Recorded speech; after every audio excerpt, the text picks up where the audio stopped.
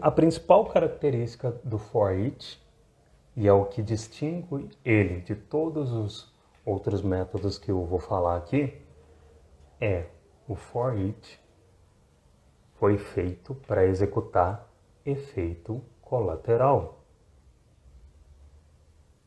Você precisa usar o for each quando você quiser executar, quando você quer percorrer um array e executar efeito colateral. E aí, o que é efeito colateral, né? Efeito colateral é você modificar alguma coisa externa à função que você está invocando.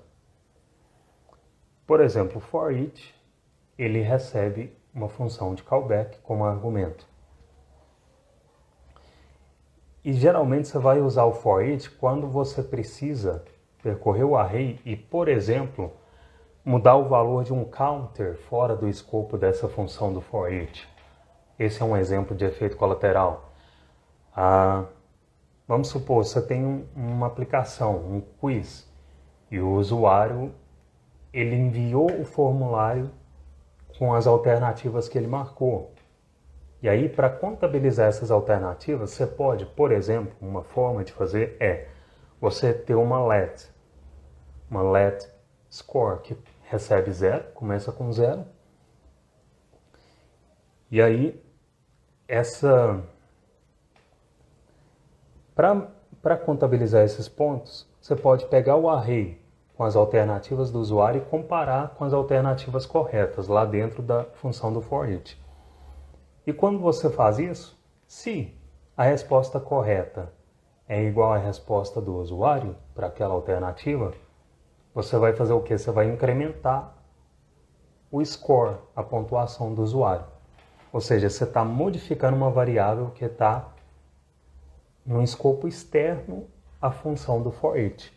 Isso é um exemplo de efeito colateral. O que mais?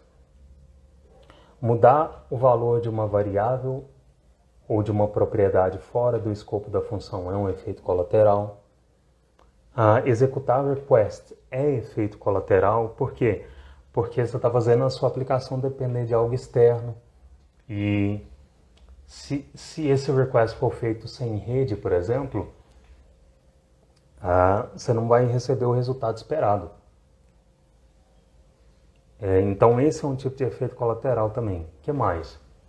Executar manipulação de DOM é efeito colateral, porque você está modificando algo externo ao escopo da função.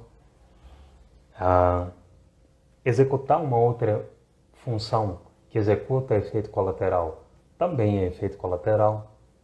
Tá? Então, esses são alguns casos em que você está executando efeito colateral. Você está modificando alguma coisa externa à função do for each ou da função que você está usando.